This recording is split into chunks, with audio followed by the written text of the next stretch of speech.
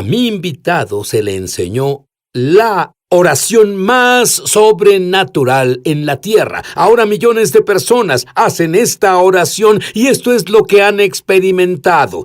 Oyen la voz de Dios claramente. Sus oraciones son contestadas y su intimidad con Dios es elevada. ¿Quieren que se las enseñe a ustedes?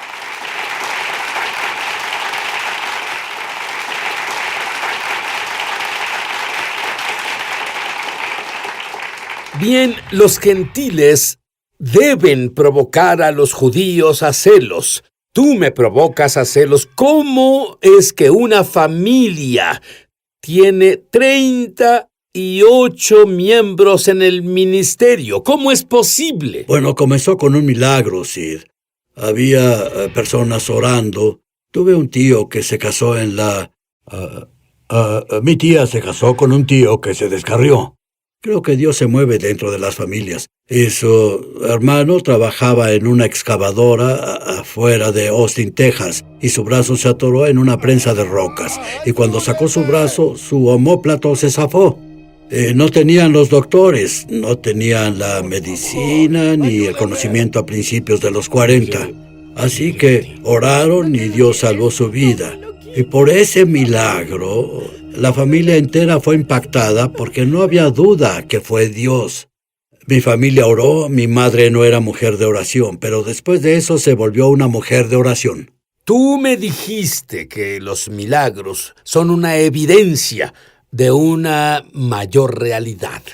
Cuando Dios hace un milagro, cualquier clase de milagro que sea, es una evidencia de una mayor realidad. Y entonces sabemos que hay algo más allá, que existe lo sobrenatural. Un milagro resuelve el argumento, ¿estás de acuerdo? Estoy de acuerdo con pero todo a los mi corazón. 19 no te sentías así. A los 19 tú huías de Dios. Yo era como muchos jóvenes en las familias cristianas. No tenía un compromiso con Cristo. Estaba en Tucson, Arizona, y desperté una mañana en la casa. Y caminé por el pasillo hacia el baño y me miré en el espejo y Dios me habló y dijo, ¿para qué estás viviendo? Y en ese punto supe que mi vida no tenía propósito, pero Dios me dio un propósito en ese momento, porque mi decisión fue vivir para Él y tenía fe en Cristo como mi Salvador en ese momento. ¿Y qué hay de ti? ¿Qué hay de ti? ¿Para qué estás viviendo? ¿Has visto resucitar muertos? Dime sobre uno. Estaba en Inglaterra, predicando en Sheffield, Inglaterra. Probablemente fue como en los días del avivamiento de Welsh. El avivamiento de Welsh estaba lleno, se paraban a los lados del edificio. Y llamé a un líder de himnos, no un líder de adoración, un líder de himnos, esos líderes de himnos. Lo llamé para orar por él y cuando lo hice, un espíritu de profecía vino a mí.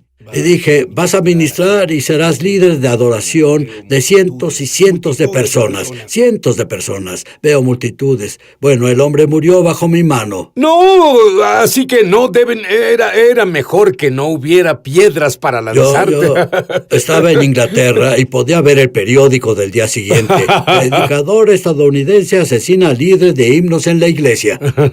Sabes que no son amables por allá en los periódicos. Pero lo que pasó es que en ese momento llamé a uno de los ancianos.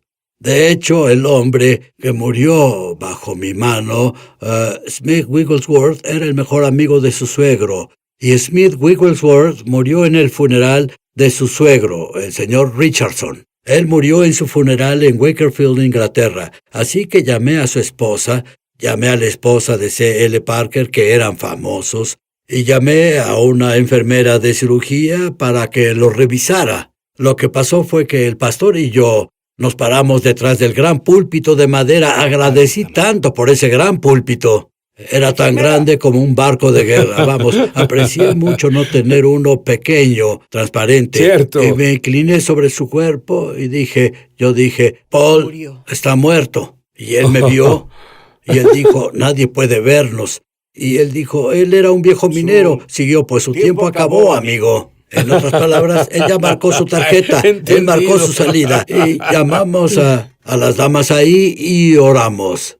Y yo no era un hombre de Dios de fe y poder. Era un hombre de Dios de falta de poder. Te digo, en ese punto yo en realidad dependía de Dios, en verdad totalmente dependiente. Y oramos por él, y Dios tocó al señor Parr. Dios lo tocó y lo resucitó a la vida. La enfermera estaba atónita porque ella lo declaró muerto. Lo llevamos y lo sentamos en una silla, con respaldo que estaba pegada a la pared, y él se sentó ahí por el resto de la reunión, justo así. Estaba totalmente, ya sabes, parecía que era como una tabla. Estaba vivo y respiraba, pero nunca estuve tan agradecido por una oración contestada. Muy bien. Hay algo que tú enseñas y que es tan fenomenal. Y muchos creyentes viven la vida y ni siquiera se dan cuenta de que están en una batalla espiritual. Comenta sobre eso. Bueno, es algo así. Le digo a las personas, saben que están en guerra espiritual, están exhaustos y no han trabajado. Así que es como ahorita mismo vemos mucho de eso en las iglesias donde las personas, sabes, han pensado, sus mentes están trabajando, ¿cómo podemos resolverlos? ¿Qué pasará en el futuro? Bueno, no predico a la cabeza de la gente, predico a sus corazones. No predico a la iglesia como si fuera viuda. Le predico a la iglesia como si fuera la novia, y lo que cambió mi vida fue ver el reino de Dios diferente. Porque donde hay un reino, debe haber un trono, y donde hay un trono debe haber un rey, y donde hay un rey habrá peticiones, y donde hay un rey habrá adoración. Y es exactamente lo que transformó mi vida, cuando pude darme cuenta que Dios oye y responde oraciones, pero fui a Él como el Rey de Reyes, el Señor de Señores. No fui como mendigo, fui como su hijo. No era un huérfano, era su hijo. No estaba vencido, era victorioso. Y pienso ahora que hay tanta gente que viene a Dios como un mendigo. No tienes que venir como mendigo ni un día más. Has sido adoptado en la familia de Dios. Tengo un hijo adoptado, y él es tan mi hijo como nuestra hija natural. Y si comienzas a entender que Él quiere que ores, y si las oraciones incluyen su propósito en tu vida, entonces tu vida será transformada. Para ti orar no es aburrido, o religioso, o rutinario. ¿Qué es la oración? La oración es un diálogo. La oración es hablar con mi Padre. La oración es que mi Padre hable conmigo. Muy bien.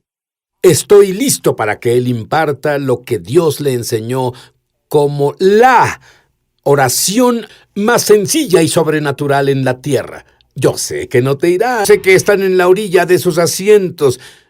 Yo quiero saber lo que Dios mismo dijo que es la oración más sobrenatural en la tierra. Creo que la oración más sobrenatural en la tierra es Padre nuestro que estás en el cielo, santificado sea tu nombre, venga a tu reino, hágase tu voluntad en la tierra como en el cielo. Danos hoy nuestro pan cotidiano y perdona nuestras ofensas, pecados o deudas, así como perdonamos a nuestros deudores. Y no nos dejes caer en tentación, sino líbranos del mal, porque tuyo es el reino y el poder y la gloria por siempre. Sí, yo creo que es una oración sobrenatural. Todo lo que no es sobrenatural es superficial. Y creo que Jesús, cuando estuvo lejos de sus discípulos, creo que es lo que Él oraba. Creo que Él se apartaba en la mañana para orar, y Él oraba la oración que les enseñó. Cuando oren, oren así. Pero, ¿sabes? Cuando yo escucho esta oración en una congregación, es parte del ritual. No tiene impacto, no tiene significado. ¿Qué significa para ti? Tiene significado, porque es la oración que cambió mi vida. Número 1, comencé a orar esta oración porque creíamos en Dios para hacer algo en cierta ciudad en Houston, Texas, del lado oeste, el segundo barrio, y comenzamos a orar cada día, y yo oraba que venga tu reino, entendiendo que Él era mi Padre, y hablaba a Él así, santificado sea tu nombre, y orando en su nombre. Sabía eso, pero nunca oré que venga tu reino. En realidad en griego, ¿sabes qué significa? Que pisas fuerte un pie y luego el otro y dices, venga tu reino. Y una mujer, una ¿Sabes vez... qué? No sabía eso hasta que escuché lo que enseñaste de eso. En otras palabras, ¿es eso en realidad lo que haces cuando lo oras? hago. Pisas Golpeo el fuerte piso. un pie, oyes eso, él pisa el otro, y es lo que significa en griego. Es muy diferente que el ceremonioso y lento Padre nuestro. ¿Cómo lo dices? Pues oro, venga tu reino, hágase tu voluntad. Vas a derribarme. Literalmente oro así. Conozco tanta gente. Lo hago frente a grandes multitudes de gente. Lo hago en pequeños grupos. Hago que la gente ore de ese modo. Es un mandato. Y él dice que oremos con el fuego del deseo. Es una oración intensa. Lloraba al orar. Jesús dijo esto. Los discípulos le dijeron, enséñanos a orar como tú oras. Sabemos que en Hebreos dice que con gran clamor y lágrimas, él oró. Con fuerte clamor y lágrimas. Te digo, hubo muchas veces que lloré al orar. Y fueron lágrimas de incredulidad. Podía flotar un barco en ellas. Pero comencé a orar, venga tu reino, hágase tu voluntad. Y fue con seriedad y urgencia y el fuego del deseo. Las cosas comenzaron a pasar, los milagros sucedieron. Muy bien, tú conducías con tu esposa en Houston.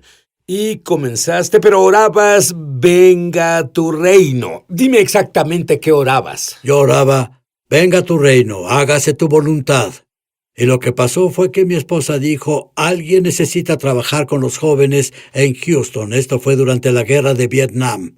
Yo no sabía exactamente qué sucedía. Pasábamos por una escuela en la noche y solo di un vistazo a la escuela y dije, oh Dios, dame esa escuela. Y quise decir, dame una oportunidad para ministrar a los jóvenes. No quería el edificio. Estaba destruido, dañado, parecía como algo construido en los años 30, y lo era. Y era una secundaria, y Dios nos dio esa escuela. Y los siguientes 48 días, probablemente tuvimos 1000 jóvenes venir a Cristo en esa escuela. Por el milagro de la oración. Y esa escuela tenían tipos que vendían drogas, traficaban drogas, eran mulas, les ataban droga a ellos y los enviaban a Miami. Chicos que tenían 12 y 13 años para llevar sus drogas hasta Miami para los cárteles en ese tiempo. Y también tenían prostitución en la secundaria. Y decomisamos un montón de droga y la pusimos en el escritorio del director. Yo era joven entonces, y te lo digo ahora, está tan fresco hoy como lo fue entonces, porque cuando comencé a decir esa oración vi su poder. Y muchas personas creen que orar es aburrido. Te lo digo, es lo más emocionante.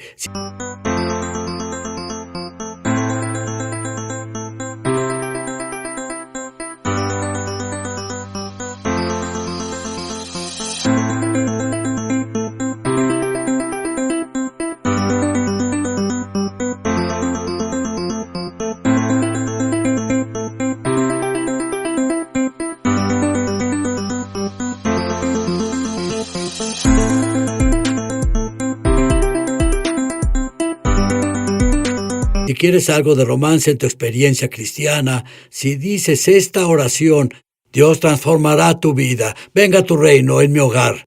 Venga tu reino en mi negocio. Dios puede cambiar tu negocio. Venga tu reino en el ministerio al que pertenezco o en la iglesia. Cuando oramos así, oramos en alianza y oramos en fidelidad de acuerdo a la palabra de Dios. ¿Tú tenías un lugar, creo que se llama Hotel Sal? Bueno, salió de esa oración. Salió de esa oración. Y había tiempos en que la gente quería destruir ese edificio, pero dime sobre ese gran ángel. Bueno, lo que pasó fue que oramos eso y necesitábamos otro lugar porque crecimos en la iglesia con los jóvenes y a unas 4 cuadras de la iglesia una mujer nos dio una gran casa con un garaje para 3 carros y un departamento sobre él y un dúplex. Así que teníamos un complejo donde trabajar con los jóvenes. Era como una mini iglesia ahí. Y los chicos podían ir. Teníamos de 250 a 300 chicos por noche, a veces amontonados en esa casa. Y lo que pasó fue que los drogadictos en el área comenzaron a notar lo que sucedía ahí. Así que querían pararlo. Sí, y un tipo vino. Él iba a robar el lugar. Y cuando estaba listo para entrar por atrás, un gran ángel se paró frente a la puerta y detuvo su camino. Él vio al ángel y corrió con miedo del lugar Y fue y le dijo a todos los drogadictos que conocía en el este de Houston, no vayan a ese lugar. Y esa es mi clase de favor. Cuando volvamos, y esto tengo que decírtelo, Clary, esto es duro para mí de entender, pero desarrollaron una oración. Fue una oración de 30 segundos. De hecho, te diré su nombre. Veloz. Y al final de los 30 segundos, la gente que usaba muchas drogas, alcohol, adictos, fueron liberados. Quiero que él te enseñe esa oración. Volveremos. Cuando tu esposa dijo algo tiene que hacerse con estos chicos, no tenías idea de que hoy habría cientos de personas en el ministerio cuyas vidas han sido transformadas. Háblame sobre Jacob. Bueno, Jacob era un joven que venía de un hogar roto. Fue como si nos lanzaran a un gran lago de personas disfuncionales. Se cuidaban solos, tenían 17 años y estaban en 7º grado. Me refiero a que eran niños que en realidad no tenían quien los amara o cuidara. Y si los tenían, estos debían cuidar más a otros miembros de la familia y no podían darles atención. Y tenía un autobús por el que oramos, se llamaba Guarda del Hermano, y debíamos recoger a los chicos y teníamos puntos de encuentro donde los recogíamos. Y recogí a un chico un día en el autobús justo afuera de la escuela. Él dijo, «Señor, ¿puedo ir con usted?» Y te diré algo, nunca sabes cómo se ve el reino de Dios cuando viene. Necesitas olvidarte de saber cómo será. No se da solo en los muchos miembros de la iglesia. Tal vez sea un niño inmigrante que suba al autobús. Y él se subió y dijo, «Señor, ¿puedo ir con usted?» Y dije, «Seguro, hijo, ¿por qué no?» Él dijo, «Me drogué, estaba oliendo pegamento». Claro, ven, sube. Y él se subió al autobús con nosotros y fue a la reunión esa noche. Y luego él no se fue. Y lo que no entendí fue cuando dijo, «¿Puedo ir con usted?» Significaba, «¿Puedo ir con usted?» ¿Puedo vivir con usted? ¿Puedo vivir con usted? Y se mudó con nosotros. Y me conmueve cada vez que digo esta historia. Y él era parte de nuestra familia y lo criamos. Su madre era una prostituta. Su padre se casó muchas veces y en realidad venía de un hogar disfuncional. Y fue con nosotros y vivió con nosotros. Se graduó de la preparatoria. Él guió a unas 300 personas jóvenes de la preparatoria hacia Cristo mientras estuvo ahí. Salió de ahí y regresó y se volvió parte de nuestra vida en el ministerio. Comenzó a predicar el evangelio en las escuelas públicas del país. Él predicó para 6,5 millones de jóvenes en 20 años. Y fue un chico que dijo, «¿Puedo ir con usted?» Nunca sabes cómo se verá el reino. Nathan ahora pastorea a 50,000 personas los domingos en la mañana. Muy bien, voy a tener un gran problema si no explicas veloz. Bueno, lo que pasó fue que no necesitas oraciones formales. Esos chicos no necesitaban eso, no conocían eso. Venían a nosotros drogados y yo solo decía, «Dios», con un chasquido, solo así. Y te digo, Dios los sacaba de su estupor. Ellos se...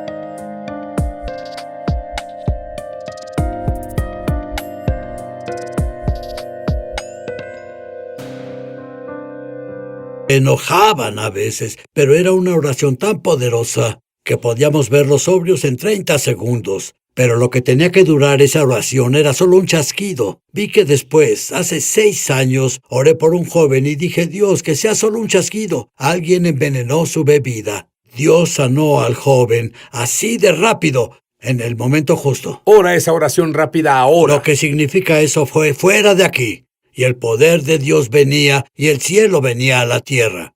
Y rompía el poder de la adicción en ellos. Hablo de adicciones fuertes. No hablo solo sobre tomar demasiadas aspirinas o Excedrin en el nombre de Jesucristo de Nazaret. Sé sano. Sé sano en el nombre de Jesucristo de Nazaret. Sé liberado. Dios, dáselos ahora. Oro en el nombre de Jesús. Amén. Dime sobre la frase, danos el pan nuestro de cada día. Esa es una de mis partes favoritas de la oración. Y la razón es porque dependemos de Dios. Cuando decimos, danos el pan nuestro de cada día, decimos, danos vida, danos paz, danos alegría, danos esperanza, danos confianza, danos valentía.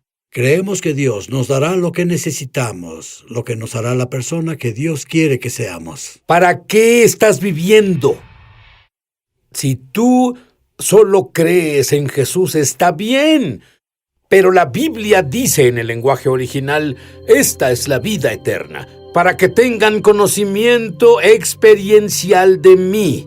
Di esta oración conmigo, de corazón, voz alta, ahí donde estás. Querido Dios, soy un pecador. Contra ti, solo a ti he pecado. Lo siento tanto. Creo que la sangre de Jesús limpia mis pecados. Estoy limpio. Y ahora que estoy limpio, te hago mis